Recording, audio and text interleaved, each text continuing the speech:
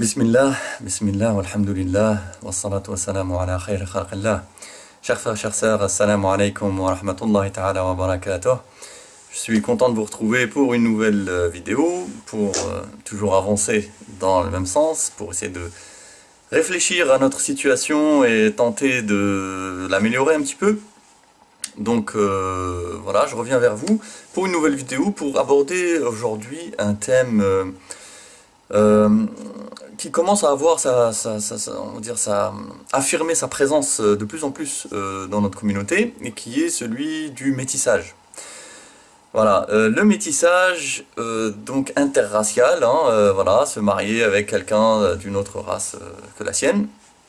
C'est quelque chose qui avant était extrêmement rare, mais qui est de plus en plus, qui tend à un petit peu à prendre de l'ampleur, d'autant plus que, vous l'aurez tous constaté, on est systématiquement matraqué du matin au soir par une propagande vraiment mais massive en faveur de ce phénomène du métissage. Voilà, on est sans arrêt soumis à des injonctions plus ou moins subtiles.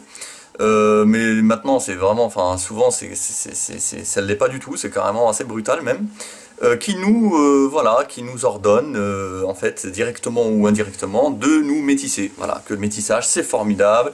Donc vous voyez par exemple dans le cinéma par exemple, il y a maintenant pratiquement chaque film qui sort, dedans il faut qu'il y ait des personnages qui sont mariés, donc un blanc, une noire, un chinois et un arabe, enfin n'importe quoi. Dans les séries télé, pareil, dans les... enfin voilà, on est saturé de propagande en faveur de la pratique du métissage. Et ça commence à fonctionner. Maintenant, on voit de plus en plus, malheureusement, dans la rue, voilà, que des jeunes couples de races différentes. Je dis malheureusement parce que on nous cache, comme d'habitude, l'envers du décor, c'est-à-dire qu'on ne nous dit pas à quel prix ce phénomène se produit, et que ce prix, bah, c'est tout simplement la perte et la destruction, la disparition de nos identités. Voilà, parce qu'il faut être clair, contrairement à ce qu'on nous raconte, quand on prend l'identité de deux peuples et on les mélange, ça fait pas 1 plus 1 quoi, ça fait plutôt, ça se retranche, voilà, c'est plutôt on perd, notamment, enfin surtout dans le cas de notre époque moderne, quoi. Voilà, à la limite, il fut un temps, bon, on aurait pu voir une certaine symbiose, et encore ça se faisait sur des longues périodes, voilà. Mais là, non, c'est carrément une perte d'identité pour tout le monde. Donc c'est pour ça que je dis malheureusement. Alors, je voudrais avec vous un petit peu analyser ce phénomène, et vous donner un peu ma compréhension, ma lecture de ce phénomène. Alors pour moi, je pense qu'il y a clairement deux phases. Donc, si vous voulez, je vais vous expliquer un peu comment ça se déroule, et puis après, d'où ça vient, pourquoi ça a été mis en place, etc. Parce que ça vient pas comme ça du hasard, hein, comme tout d'ailleurs. Contrairement à ce dont on a l'impression, les choses... C'est pour ça que quand j'entends souvent les gens qui disent « Oui, mais la société, c'est comme ça, elle a évolué. » Non, non, elle a évolué parce qu'on l'a fait évoluer, d'une certaine manière, pour atteindre certains objectifs. C'est pas comme ça, spontané. Il n'y a rien de spontané, c'est que ça a été voulu. Donc, comment ça s'est mis en place? En fait, ça s'est mis en place en deux phases. Première phase, antiracisme. Donc dans les années essentiellement 60-70, ça a démarré. L'idéologie antiraciste. Donc antiracisme, c'est de dire, voilà, on a été très très méchant avec certains, c'est pas bien. Donc il faut qu'on remette en cause les vieux schémas de hiérarchie raciale qui existaient, et que, bon, jusque-là on peut dire ok, on peut effectivement les remettre en cause, mais eux, l'antiracisme a été beaucoup plus loin, parce qu'il est parti jusqu'à dire qu'il faut nier l'existence des races. C'est carrément, maintenant, à partir de maintenant, il n'y a plus de race, ça n'existe pas. Voilà, ça n'existe pas. Ce n'est pas un critère comment dire, pour qualifier un homme, un être humain, lui attribuer une appartenance raciale. Non, il ne faut pas. Il faut l'interdire. D'ailleurs, en France, par exemple, les statistiques raciales sont interdites de façon idéologique. Bon, alors que par exemple aux États-Unis, non. Donc aux États-Unis, les races existent. En France, les races n'existent pas. Là, c'est un peu bizarre comme concept. Soit elles existent, soit elles n'existent pas. Ça peut pas exister pour un pays, pas exister pour un autre. Bon, bref. Parce que là, on parle de choses naturelles. Bon, alors à partir des années 70, donc l'antiracisme officiel, c'était de dire les races n'existent pas. Voilà, et puis de toute façon, tout comme d'ailleurs, finalement, ça participait à une déconstruction générale de tout ce qui était traditionnel, parce que du coup les races n'existent pas, mais on peut aussi dire que le bien n'existe pas, le vrai n'existe pas, la beauté n'existe pas, et rien qui existe en fait, parce qu'à chaque fois on peut dire, c'est arbitraire, voilà, ce sont, après tout, le vrai c'est quoi? C'est pour toi c'est vrai, pour moi c'est pas vrai, donc je peux le remettre en cause, donc ça n'existe pas. La beauté, qu'est-ce que c'est? C'est subjectif, c'est relatif, pour toi ça c'est beau, pour moi j'estime que c'est pas beau, j'estime que par exemple une barre de fer tordue c'est aussi beau que la Joconde, bon alors j'ai le droit, je fais ce que je veux, je pense ça, donc il n'y a pas de vrai, il n'y a pas de beau, il n'y a pas de bien, il n'y a rien. Voilà, tout doit disparaître, tout doit exploser dans un univers, en fait dans un océan, un magma d'individualité, guidé uniquement par leurs désirs et puis par la construction sociale. Voilà, on va définir que ça, oui, c'est vrai ou pas, selon le désir de chacun, et puis les désirs se mettent en commun et ça fait une nouvelle norme. Voilà. Ça, c'est l'idéologie moderne. L'idéologie moderne, c'est ça. C'est on casse, on détruit tout ce qui est naturel et traditionnel pour le remplacer par le désir humain, individuel et collectif. Donc, l'antiracisme, c'est ce qui a été, si vous voulez, voilà, le premier étage de la fusée. Une fois que ça c'est bien rentré dans les consciences, qu'on l'a bien implanté dans les cerveaux, on a pu accéder à la deuxième phase du processus, qui est que, bah, du coup, si les races n'existent pas, et puisqu'on est tous égaux, bah, mélangeons-nous. Hein, finalement, pourquoi rester comme ça? Pourquoi aller vers celui qui nous ressemble? Non, parce que c'est pas un critère qu'on devrait prendre en compte. Donc ça serait bien qu'on se mélange. Comme ça, on va au bout du processus. C'est-à-dire que non seulement les races n'existent pas, mais en se mélangeant, on va réellement les rendre inexistantes. Hein, ça aussi, d'ailleurs, ça prouve qu'on n'était pas tellement sûr qu'elles n'existaient pas, puisque on se sent obligé d'aller, de les effacer par justement le mélange. Mais bref. Donc voilà, deuxième phase. Donc première phase, il n'y a pas de race. Deuxième phase, comme il n'y a pas de race, il faut les mélanger, ce qui n'est pas très logique, mais de toute façon la modernité n'est pas logique. Hein. Enfin, elle a une logique interne, mais qui est pleine de contradictions en vérité. C'est pour ça qu'elle s'effondrera tôt ou tard. Et Inch'Allah, j'aimerais bien l'aider à s'effondrer plus tôt que tard. Donc, voilà, donc mélangeons-nous. Voilà, il faut se mélanger. Donc ça c'est venu à partir de, on va dire, des années 90-2000. Voilà, une vague comme ça de propagande pour il faut se mélanger, il faut se métisser. Alors, les premiers qui se sont pris ça dans la face, faut être honnête, c'est les blancs. Donc les blancs, eux, on leur a fortement ordonné de se mélanger, donc notamment les blanches. Alors les blanches, mélangez-vous avec tous les hommes de toutes les races, sauf les hommes blancs comme vous, hein, évidemment, parce que eux, ce sont des méchants fachos, colonialistes, racistes et tout ça, donc c'est pas bien. Donc il faut qu'ils donnent l'exemple. Voilà, le blanc, on lui a, si vous voulez... voilà, on l'a obligé à être, si vous voulez, le porte-drapeau de cette idéologie. Donc, il faut se mélanger. Alors d'abord c'était les blancs, ensuite, bon les blancs ils sont rentrés dans le truc, hein, voilà, ils ont ingurgité tout ça et ils se sont fait avoir. Mais il y avait des communautés qui quand même résistaient un peu à ça, qui étaient hermétiques à cette pensée. Et notamment la nôtre, nous les Maghrébins. Les musulmans maghrébins, on était quand même, comme d'ailleurs tous les peuples traditionnels, hein, en vérité, quand on regarde bien. Mais bon, moi je parle des nôtres. Par exemple, notre fille, enfin notre sœur, notre fille, quand on voulait la marier, il était normal et naturel qu'on cherche quelqu'un du même pays que nous, voire même de la même région, à l'époque. C'était vraiment ça. Pourquoi? Parce qu'on estimait que c'était un facteur de solidité du futur couple, et puis de transmission d'un héritage culturel qu'on porte. Effectivement, et ce qui est logique.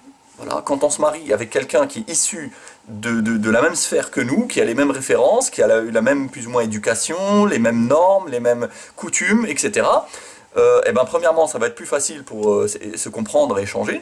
Et deuxièmement, bah, c'est mieux pour le transmettre à nos enfants, etc. On perpétue cette transmission. Donc, les Maghrébins, ça coinçait. Et ça coïncide d'autant plus que nous, il y a un facteur supplémentaire, qui est le facteur religieux. Puisque chez nous, notre religion, l'islam, impose que une femme musulmane ne peut pas se marier avec un homme mécréant. Elle ne peut épouser que un musulman. Alors certes, un musulman de n'importe quelle race, elle peut, mais déjà ça excluait un certain nombre de nationalités, etc., qui étaient composées de non-musulmans, quoi, voilà. En gros, pour faire simple, quand Nicolas il voulait se marier avec Samira, il fallait qu'il se convertisse ou qu'il dégage. Voilà. Donc ça crée une barrière, en fait. Et donc, alors le système, comme à son habitude, est très malin. Et donc il s'est dit, ok, alors vous les Arabes, là, vous, les bougnoules, hein, parce que je me mets à la place du système, vous nous cassez un peu les pieds avec votre religion qui vous empêche de vous métisser, ok, alors on va vous faire un métissage spécialement adapté à vous. Alors Samira, tu peux pas te marier avec Nicolas parce qu'il mange du cochon? Ok, mais marie-toi avec Mamadou, il est musulman lui, comme toi. Pourquoi tu te retiens? Qu'est-ce qui empêche?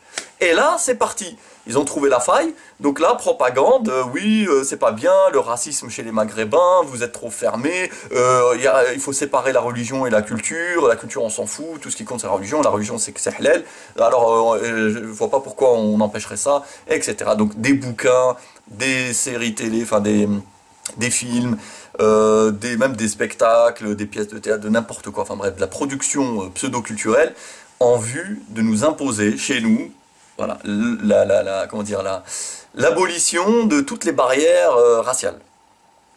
Alors que, certes, islamiquement, effectivement, on ne peut pas, enfin je veux dire, la barrière raciale n'est pas sacrée, mais elle a une part de légitimité aussi. Je veux dire, voilà, on peut très bien estimer que c'est un facteur, c'est un paramètre qui a son importance aussi, et qu'il est plus naturel de se marier avec quelqu'un qui est comme nous, que quelqu'un qui est extrêmement différent. Donc voilà, donc chez les Maghrébins, malheureusement, ça aussi, ça commence à fonctionner. Maintenant, des Maghrébines imposent et des parents acceptent maintenant de plus en plus facilement qu'elles se marient avec des convertis, avec des noirs, avec des turcs, des n'importe quoi, sous prétexte que voilà, il faut pas être raciste, il faut se mélanger, il faut se métisser. Donc chez nous aussi, ça commence à venir. Donc ça, c'était la deuxième phase. D'accord? Donc je récapitule. Première phase, l'antiracisme. Donc il n'y a pas d'hierarchie des races, et puis après, il n'y a pas de race du tout. Deuxième phase, comme il n'y a pas de race, ben, il faut se mélanger, parce qu'on est tous à égalité, et que tout ce qui compte, c'est l'individu. Donc on se mélange, et voilà, ça fait que ce phénomène ben, se développe de plus en plus. Et évidemment, le but derrière ça, c'est pas tellement... je veux dire, je vois pas un intérêt en soi de se métisser, en vérité. Pourquoi est-ce qu'on insiste tellement sur ça? En vérité, le but, c'est, comme je vous ai dit au début, de détruire les identités religieuses et culturelles traditionnelles des gens. Voilà le but. Et ça vient de qui? Bah, ça vient de la modernité occidentale, évidemment, mais piloté par qui? Bah voilà, il faut bien dire que il y a quand même quelqu'un que j'aime beaucoup et qui a pas mal travaillé sur le sujet, c'est Hervé Ryssen. Hervé Ryssen, I-R-Y, pardon, R-Y-2-S-E-N. Et cet intellectuel français, cet écrivain, a développé un peu la question et a établi que dans le judaïsme, le peuple juif est, comment dire, on lui a attribué, enfin Dieu lui aurait attribué une mission divine extraordinaire qui est celle d'instaurer la paix mondiale sur la terre. Voilà. C'est ça son œuvre, sa grande mission messianique, c'est d'instaurer cette paix universelle. Et cette paix universelle, donc la Pax Judaïca, parce que c'est lui qui chapeaute tout ça, hein, c'est lui qui à la fin va être à la tête du monde. Donc cette paix universelle, en fait, le peuple juif s'est dit, enfin le peuple juif, c'est pas chaque juif hein, évidemment, mais des instances, on va dire intellectuelles, voilà. Donc ils se disent, qu'est-ce qui crée les conflits, les guerres, les haines, les massacres, les problèmes, les divergences, les disputes entre les gens? Eh bien, c'est les différences religieuses, linguistiques, culturelles qui les séparent. et qui créent donc des fossés entre eux. Voilà leur raisonnement. Alors, pour arriver petit à petit à la paix, eh ben, il faut extraire les hommes de leur identité traditionnelle qui les cloisonne, qui les sépare les uns des autres et qui même les met en conflit. Donc, en détruisant leurs identités, en les dissolvant de plus en plus, en les effaçant, en fait, on va faire de l'humanité, comme je vous ai dit, un océan d'individualité, à égalité les uns avec les autres. Et donc, à ce moment-là, en plus, si on rajoute le fait qu'on se mélange tous, eh ben, on va créer une seule grande race mondiale humaine, et qui partage les mêmes valeurs, la même bouffe, les mêmes loisirs, les mêmes idées, les mêmes valeurs. Donc, voilà, on sera en fait une humanité réunifiée par l'abolition de toutes les identités traditionnelles, notamment aussi raciales. Donc il faut mélanger, brasser, il faut instaurer un cosmopolitisme et un métissage généralisé, il faut briser toutes les barrières culturelles, religieuses, linguistiques, etc. Voilà, c'est ça en fait leur grand projet pour instaurer leur paix, leur soi-disant paix. Qui est, bon, bref, en fait, pour qu'on devienne tous un immense troupeau dont ils seraient, eux, nos bergers bien-aimés. Voilà, en fait, le fond, il est là. L'origine de ce phénomène, il est là. Le but de ce phénomène, il est là. Vous voyez? Sauf que le seul souci, et je vais finir par ça, c'est qu'ils ont faux sur toute la ligne. Parce que, comme l'a démontré, en tout cas l'a expliqué, tout du moins, René Girard, par exemple, c'est pas les différences qui créent les conflits, c'est au contraire. C'est la similarité, la similitude, la proximité trop forte qui crée des tensions et des conflits et de la violence même.